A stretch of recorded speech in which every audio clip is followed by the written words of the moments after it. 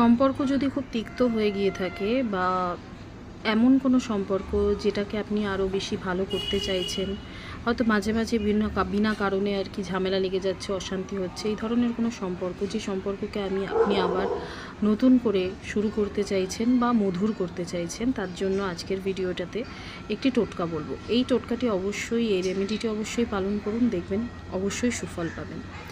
1 glass জল নেবেন, নিয়ে 1 চামচ চিনি মেশাবেন সেই জলে এবং সেটিকে চুপচাপ নিজের রান্নাঘরে যে কোনো একটা কোণায় রেখে দেবেন। এটা কাউকে বলার দরকার নেই। আপনার যদি কোনো মানুষের সাথে আপনার সম্পর্ক ভালো করার থাকে তাহলে সেটা তাকে জানাবার কোনো দরকার নেই।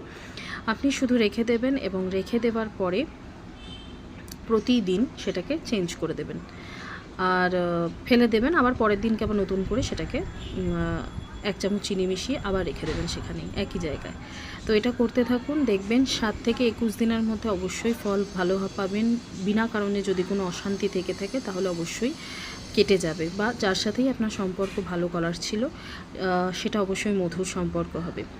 এর থেকেও বড় কথা হচ্ছে, যখন আপনি এই চিনিটি গুলবেন এবং সেটি রাখবেন, তখন মনে মনে অবশ্যই সেই মানুষটির নাম নেবেন, 3 বার নাম নিয়ে বলবেন যে আমার সাথে যেন এই ব্যক্তির সম্পর্ক মধুর থাকে।